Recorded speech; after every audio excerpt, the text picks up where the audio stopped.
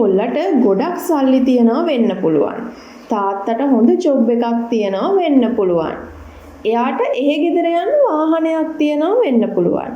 ඔහු අලුත් ඉඩමක් විකුණන්න ඉන්නව වෙන්න පුළුවන්. ඇය උයන්න ඉන්නව වෙන්න පුළුවන්. ඉතින් අපි කොහොමද මෙන්න මේ වෙන්න පුළුවන් කියන අදහස සහිත වාක්‍යයන් ඉංග්‍රීසි වලින් කියන්නේ? ඒ සඳහා නිර්මාණය වෙච්ච පැටර්න් එක තමයි මේ වීඩියෝ එකෙන් ඔයාලට කියා දෙන්න සූදානම් වෙන්නේ. හරි එහෙනම් අපි යමු ඒ ගැන ඉගෙන ගන්න. මතක් කරනවා Clear English YouTube channel එක අනිවාර්යයෙන්ම subscribe කරන්න. බලන්න මේ උදාහරණ වාක්‍ය. ඔයාට ගොඩක් සල්ලි තියනවා වෙන්න පුළුවන්. ඔයාට ගොඩක් සල්ලි තියනවා වෙන්න පුළුවන්. ඉතින් අපි වෙන්න පුළුවන් කියන අදහස වෙනුවෙන් භාවිතා කරන්නේ maybe. ඔන්නෝක තමයි අද දවසේ ඔයා ඉගෙන ගන්න පැටර්න් එක. එහෙනම් වෙන්න පුළුවන් කියන අදහස් සහිත සිංහල වාක්‍යයක් ඔයාට හමු වුණොත් ඔයා ඉදිරියට ගන්න ඕනේ පැටර්න් එක.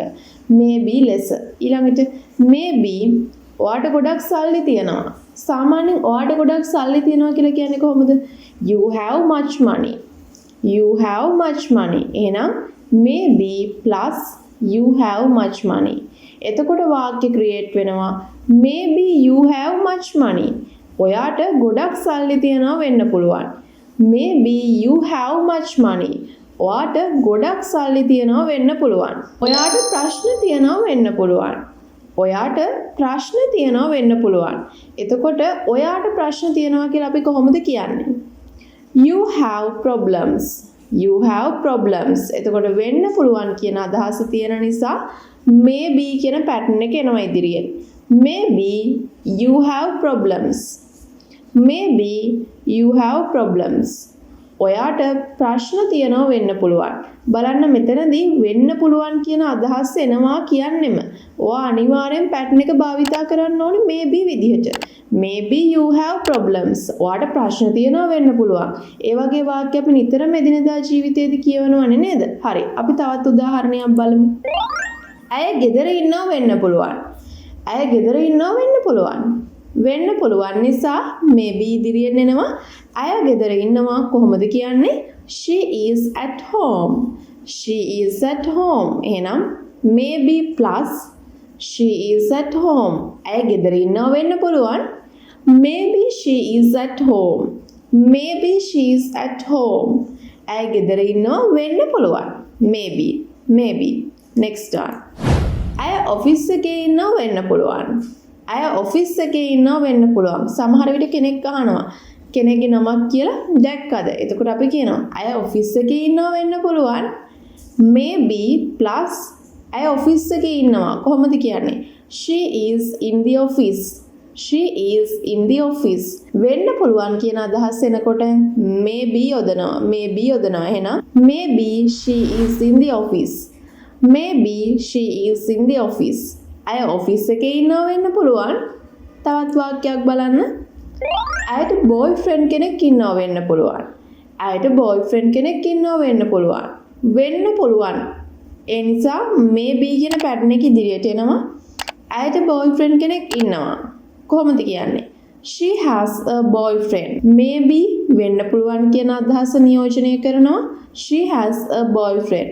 ඇයට boyfriend කෙනෙක් ඉන්නවා. එහෙනම් maybe she has a boyfriend. ඇයට boyfriend කෙනෙක් ඉන්නවා වෙන්න පුළුවන්. Next one. ඇය ගෙදර ඉන්නවා වෙන්න පුළුවන්. ඇය ගෙදර ඉන්නවා වෙන්න පුළුවන්. Maybe she is at home. Maybe she is at home. ඇය ගෙදර ඉන්නවා වෙන්න පුළුවන්. Maybe she is at home. Next one. එයාලට හොඳ අසල්වැසියෝ ඉන්නවා වෙන්න පුළුවන්. එයාලට හොඳ අසල්වැසියෝ ඉන්නවා වෙන්න පුළුවන්. දැන් මෙතනදී වෙන්න පුළුවන් කියන අදහස යොදාගන්නේ maybe කියන පැටර්න් එකේ ඉන්නේ. ඔන්න ඒක අරන් ඉස්සරහෙන් තියන්න maybe. එයාලට හොඳ අසල්වැසියෝ ඉන්නවා. එයාලට they have හොඳ අසල්වැසියන්ට කියන්නේ good neighbors. එහෙනම් maybe they have good neighbors. Maybe they have good neighbors. එයාලට හොඳ අසල්වැසියෝ ඉන්නවා වෙන්න පුළුවන්. Maybe they have good neighbors. එයාලට හොඳ අසල්වැසියෝ ඉන්නවා වෙන්න පුළුවන්. Next one. එයා රට ගිහිල්ලා වෙන්න පුළුවන්. එයා රට ගිහිල්ලා වෙන්න පුළුවන්. වෙන්න පුළුවන්. ඒ නිසා maybe කියලා එදෙනවා ඉදිරියෙන්. Maybe එයා රට ගිහිල්ලා. එහෙනම් he has gone abroad. He has gone abroad. එහෙනම් එයා රට ගිහිල්ලා වෙන්න පුළුවන්. Maybe he has gone abroad. Maybe he has gone abroad. Next one. එයාලා ඇවිල්ලා වෙන්න පුළුවන්. එයාලා ඇවිල්ලා වෙන්න පුළුවන්. Maybe ඉදිරියට ගන්නවා එයාලා ඇවිල්ලා. They have come. They have come. එහෙනම් එයාලා ඇවිල්ලා වෙන්න පුළුවන්. Maybe they have come. Maybe they have come. එයාලා ඇවිල්ලා වෙන්න පුළුවන්. Maybe they have come. Maybe they have come. එයාලා ඇවිල්ලා වෙන්න පුළුවන්. Maybe they have come. එයාලා ඇවිල්ලා වෙන්න පුළුවන්. Next one. ඇය ටවුන් එකට ගියා වෙන්න පුළුවන්. ඇය ටවුන් එකට ගියා වෙන්න පුළුවන්. කෙනෙක් අහනවා. ඇය ටවුන් එකට ගියා වෙන්න පුළුවන්.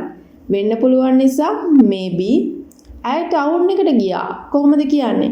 She went to the town. She went to the town. එහෙනම් maybe plus she went to the town. එහෙනම් ඇය ටවුන් එකට ගියා වෙන්න පුළුවන්. Maybe she went to the town. Maybe she went to the town. ඇය ටවුන් එකට ගියා වෙන්න පුළුවන්. Maybe she went to the town. ඇය ටවුන් එකට ගියා වෙන්න පුළුවන්. අද වීඩියෝ එක සමරි එකක් විදිහට ගත්තොත් මම ඔයාලට කියලා දුන්නා වෙන්න පුළුවන් කියන අදහස් සහිත වාක්‍යයන් ඉංග්‍රීසි වලින් කියන්න අවශ්‍ය කරන පැටර්න් එක. ඉතින් මේ පැටර්න් එක maybe අපි උදාහරණයක් ඔයාලට නැවතත් කියන්න. ඔයාලට හොඳ යාළුවෝ ඉන්නව වෙන්න පුළුවන්. ඔයාට හොඳ යාළුවෝ ඉන්නව වෙන්න පුළුවන්. වෙන්න පුළුවන් කියන අදහස නිසා අපි maybe ඉදිරියට ගන්නවා. ඔයාට හොඳ යාළුවෝ ඉන්නවා. You have good friends. You have good friends. එහෙනම් එකතු කරනවා. Maybe you have good friends. ඔයාට හොඳ යාළුවෝ ඉන්නව වෙන්න පුළුවන්. Maybe you have good friends. ඉතින් ඔය විදිහට කරපු වීඩියෝ එක ඔයාලට ප්‍රයෝජනවත් වෙන්න ඇති කියලා මම හිතනවා.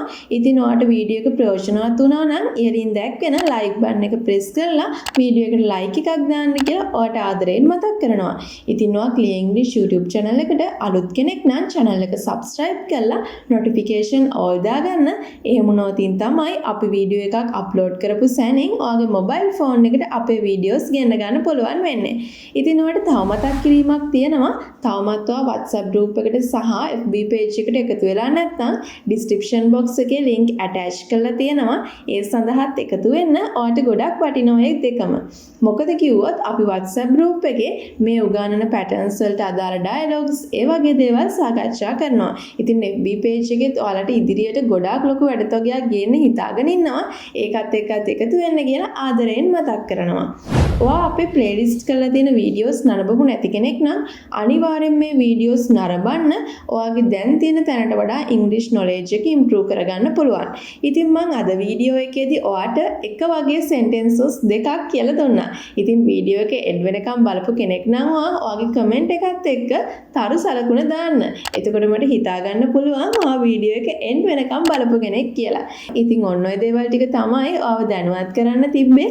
එහෙනම් අපි තවත් දවසක හම්බ වෙමු. වීඩියෝ එක අවසානයේ වෙනකම් බලපු ඔයාලා හැමෝටම ගොඩාක් ස්තුතියි. Thank you so much.